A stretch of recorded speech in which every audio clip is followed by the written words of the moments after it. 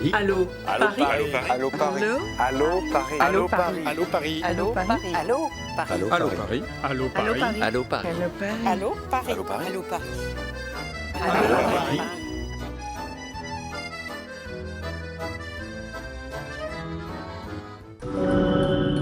Quase todos os faraós do Egito que reinaram às margens do rio Nilo quiseram deixar seu nome para a posteridade. Entre eles, Ramsés II, que, como mostramos no último episódio, é o tema de uma grande exposição em Paris em 2023. São esses nomes que contribuíram para perpetuar o esplendor de lugares sagrados como Karnak. O templo, localizado em Luxor, no sul do Egito, ressurgiu do passado ao ser descoberto por um viajante no século XVI. Uma história que correu o risco de ficar totalmente esquecida, já que faltavam os códigos para interpretar a escrita egípcia antiga. Esse complexo de santuários começou a ser construído no ano 2200 a.C. e foi até 300 a.C. E o mais interessante é pensar que tudo isso ficou embaixo da areia durante mais de 1000 anos, até começarem as escavações em meados do século XIX. Até hoje, Karnak é um eterno canteiro de descobertas. Após o fim da civilização egípcia, tudo isso aqui ficou no esquecimento. O trabalho de limpeza e restauração começou em 1880 e foi até 1937. Mas a gente pode ver que até hoje eles estão sempre restaurando, recuperando e encontrando novidades. Quando a civilização egípcia havia sido quase apagada da história, uma expedição militar e cultural dá um novo fôlego a essa memória. É impossível vir a Karnak e não lembrar das expedições de Napoleão Bonaparte, que veio aqui com uma equipe de geógrafos especialistas e fez a primeira cartografia dos monumentos do Antigo Egito.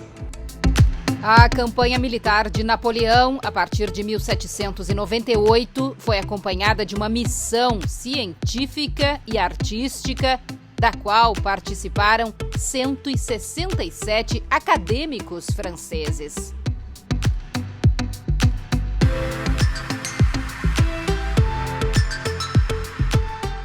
Foi nessa época que começaram a chegar à França as primeiras peças vindas do Egito. Para um filólogo francês, no entanto, só um mistério interessava: os hieróglifos. Em grego antigo, hieros quer dizer sagrado, glyphen, gravar. Então, escrita sagrada. Os hieróglifos, os caracteres usados no Egito Antigo. E foi graças ao egiptólogo francês Jean-François Champollion que o mundo ocidental conseguiu decifrar um pouco dessa história. Composta por mais de 600 caracteres, a escrita sagrada dos túmulos e templos do Egito tem registros que datam de até 3000 a.C. e parecem obras de arte. Foi graças a Champollion que a história perdida dos faraós ressurgiu no passado da humanidade. Mas como ele fez isso? Tudo começou bem antes, em 1799. Engenheiros franceses escavavam o delta do Nilo quando encontraram um fragmento de granito polido que ficou conhecido como Pedra de Roseta, o nome do local onde ela foi vista. A pedra continha inscrições com uma mensagem repetida em hieróglifos, em grego e em egípcio demótico. A peça hoje está exposta no Museu Britânico. O ano era 1822. Conta a história que Jean-François Champollion visitava o seu irmão quando ele teria dito: "Je tiens l'affaire", eu entendi. Estavam decifrados os hieróglifos do Antigo Egito. Champollion, ele mesmo, só viria ao Egito anos mais tarde, na exploração a Karnak, em 1828, quando dizem que passava o tempo copiando os desenhos dos muros e colunas. A decriptação dos hieróglifos egípcios fez dele um dos maiores linguistas de todos os tempos. A descoberta foi publicada numa carta enviada à Academia Real de Inscrições e Belas Letras.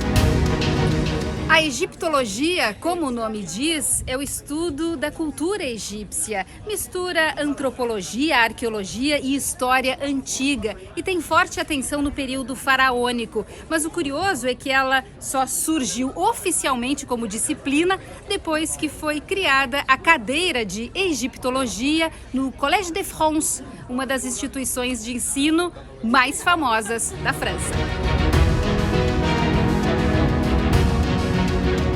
No próximo programa, continuamos a nossa expedição pelo sul do Egito. Vamos conhecer o Templo de Luxor e desvendar outros segredos da civilização egípcia. Te espero. Até lá!